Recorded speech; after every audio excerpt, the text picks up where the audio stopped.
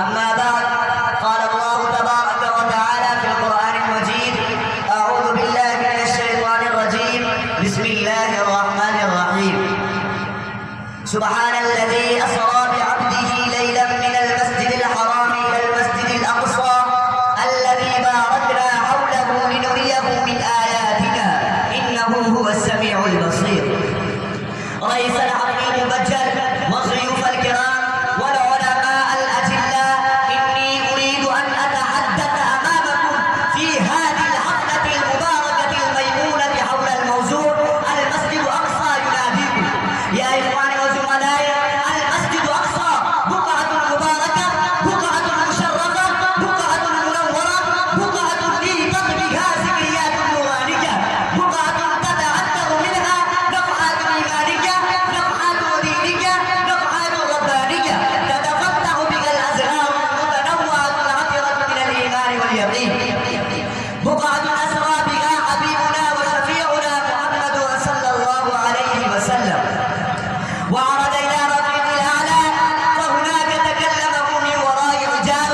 هذا هو المسجد الأقصى الذي بناه نبينا الجليل سليمان عليه السلام لعبادة الله وحده، وهو الكعبة الأولى التي توجه إليها المسلمون في عبادتهم وصلواتهم إلى أمد مدين، حتى أمر نبينا الخاتم بالاستقبال من القبلة التي بناها إبراهيم خليل الله عليه السلام.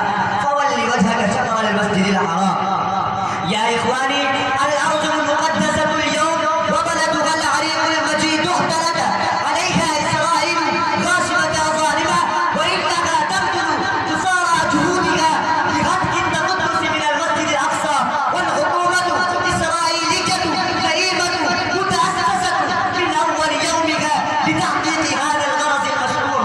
إنها بدون مبالاة بالقوانين الإنسانية والحقوق الإنسانية تسفك دماء الأبرياء الفلسطينيين من الرجال والنساء والشبان والشيوخ والأطفال المعصومين لتنزع هذه الأرض المقدسة التي بارك الله حولها.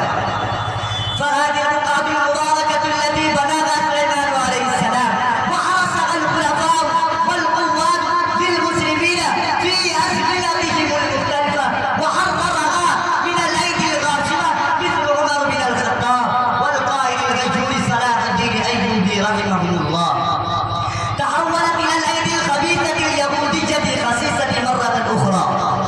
يا إخواني، فهذه البقعة المباركة التي بناها سليمان عليه السلام، أين العلماء الغيورون؟ أين الشبان المسلمون؟ أين حارس الحرم المقدس؟ أين متبعو صلاح الدين أيوبي الذين جاهدوا مجاهدة عظيمة، الذين زحوا نفوسهم الغالية، الذين يتبعوا أولادهم وأرملوا نساءهم، الذين ثبتوا ولم يتزلزلوا، الذين ولدوا بمقصد عظيم وهدف نبيل، وهو إعلاء كلمة الله شرقا وغربا ونشر الدين من أقصى العالم إلى أقصاه. يا إخواني، هكذا تنامون وتساكنون، هكذا تغافلون وتعارضون، ويمكن أن يهاجمكم العدو دماغا ومسلسلا بلادكم الإسلامية واحدة بعد واحدة ونوبة بعد نوبة.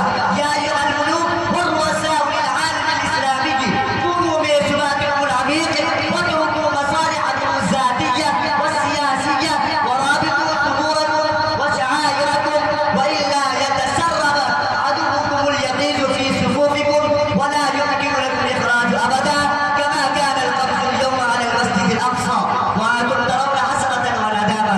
وفي الآخر ندعو الله أن يوفقنا للمقابلة العظيمة والجهاد في سبيله لتعلو كلمة على المعمورة كلها ونسعد في الدارين، وما توفيقي إلا بالله. السلام عليكم ورحمة الله. ما شاء الله.